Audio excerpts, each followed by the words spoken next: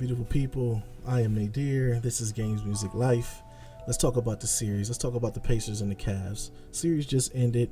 The Cavs brought out the brooms and got the Pacers up out of here. Just eliminated them. But on paper, it was a lot closer than people think. It only won. The margin of victory for the entire series was only 16 points. So the Pacers actually played the Cavs well.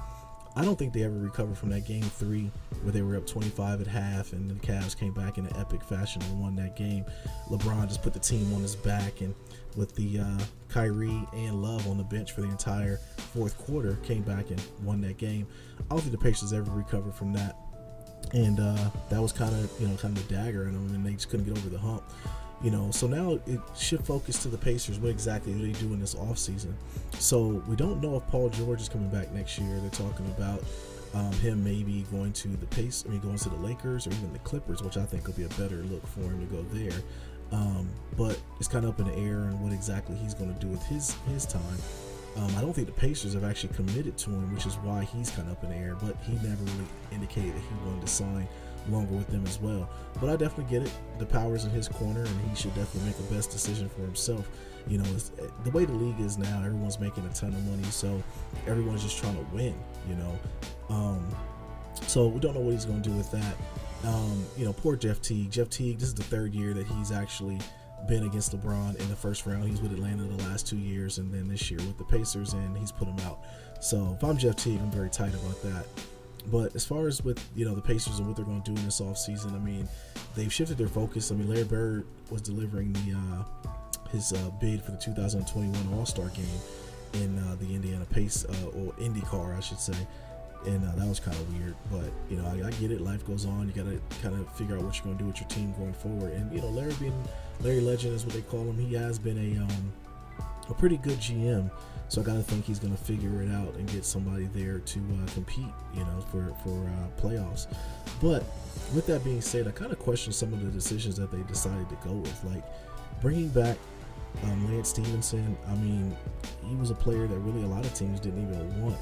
I think the Cavs worked him out at one point too, but he was just out here being, so I don't know if bringing him back was a good idea.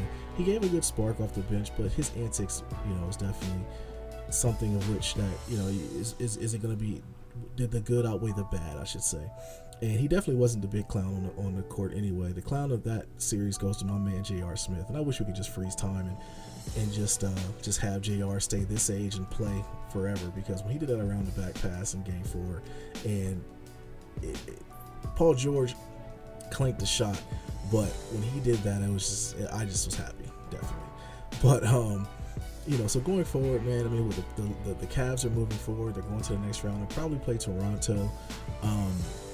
The Milwaukee-Toronto series looks like, the Bucks had it at one point. Giannis was giving them everything they could, but it looks like right now, Toronto stepped it up, and they have, took the punch and punched back. So I feel like they'll be the ones playing the Cavs in the next round, but we will see. But it's gonna be hard to beat LeBron in a 7-game series, but I do think that the Toronto will be the better matchup for him. I think the stage will be too big for Milwaukee.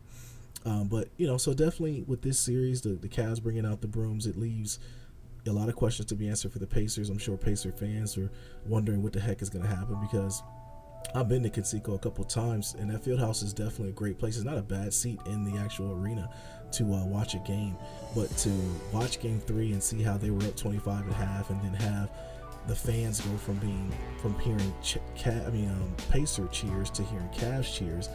And I get it. The performance LeBron put forth that night was definitely one for the ages, but nonetheless, it left the team reeling and just trying to understand where exactly they go from here, and we'll just see. But the playoffs have been fun so far, man. This being the first series that ended up, the Portland just actually got put out last night against the Golden State. So I think it's a collision course for Golden State and the Cavs in the finals, but we shall see. But hey, man, I don't know.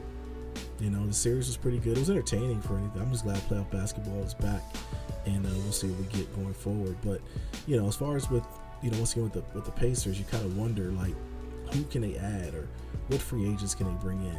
And is Lance going to be back? Is the 8th grader going to be back next year? Is he going to be part of whatever run they decide to do?